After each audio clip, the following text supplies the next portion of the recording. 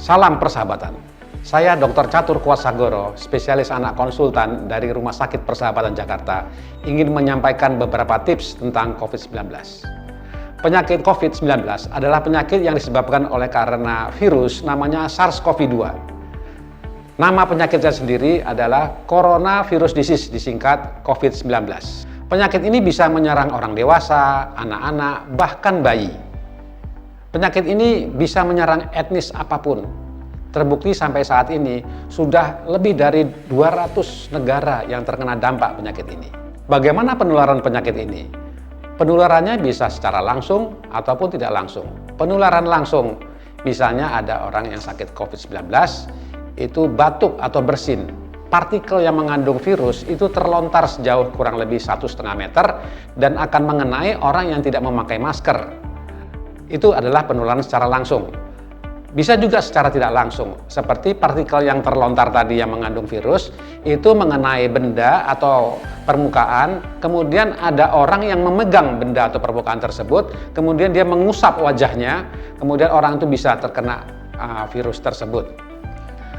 Ada 3 tempat yang harus diwaspadai, yang tempat-tempat banyak terjadinya penularan, yaitu adalah tempat yang ramai, tempat yang sempit, kemudian tempat yang tertutup dengan ventilasi buruk.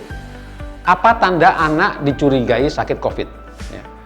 Anak dengan sakit COVID itu bisa tanpa gejala, bisa juga dengan gejala. Ya. Anak dengan gejala, misalnya dia ada demam, kita curigai bila dia ada demam, batuk, pilek, sakit tenggorok, lesu, aktivitas berkurang, penciumannya berkurang, pengecapannya berkurang, dan bisa timbul sesak napas. Apabila ada tanda-tanda anak sudah terjadi sesak napas, dia harus segera dibawa ke fasilitas kesehatan dan untuk diperiksa apakah anak ini menderita COVID atau tidak. Kalau anak sudah dinyatakan sakit COVID, apa yang harus dilakukan? Ikuti advis dokter. Kemudian bila anak harus dinyatakan dirawat, anak perlu dirawat di ruang isolasi rumah sakit. Anak yang dirawat di ruang isolasi akan didampingi oleh orang tua atau pengasuhnya. Bila sudah masuk ruang isolasi, orang tua dan pengasuhnya juga tidak boleh keluar dari ruang isolasi. Dia harus tetap berada di kamar bersama anak. Bagaimana pencegahan agar anak tidak terinfeksi COVID-19? Yang pertama, tetap di rumah. Jangan bawa anak keluar rumah, kecuali kalau dalam keadaan terpaksa. Yang kedua, bila anak harus keluar rumah, misalnya harus bersekolah misalnya, ajari protokol kesehatan yang baik, seperti anak pakai masker kain bila dalam keadaan sehat, pakai masker bedah bila dalam keadaan sakit.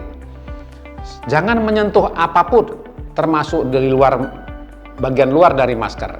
Kemudian sering mencuci tangan bila menyentuh apapun. Bila saat sedang memakai masker, anak akan mau makan atau berwudu, lepaslah masker, jangan menurunkan masker ke leher.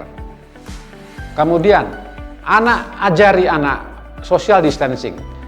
Hindari kerumunan, jaga jarak minimal 1,5 meter. Yang ketiga, anak tetap harus diimunisasi sesuai jadwal. Jangan ditunda. Jangan sampai timbul wabah baru karena banyak anak yang tidak diimunisasi. Yang keempat, bila anak mempunyai penyakit tertentu yang memerlukan kontrol setiap bulannya, anak harus kontrol seperti biasa. Karena anak yang demikian dapat lebih parah penyakitnya bila terkena COVID-19. Yang kelima, berikan anak makanan yang bergizi, vitamin, monitor tumbuh kembangnya. Pesan kepada orang dewasa yang di rumahnya terdapat anak yang berumur kurang dari 18 tahun.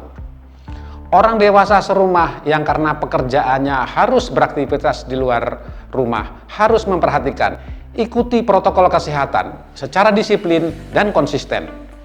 Perhatikan etika batuk dan bersin. Bila sampai rumah, segera mandi, ganti baju, baru pegang anak. Jangan sampai bawa penyakit ke rumah. Salam sehat.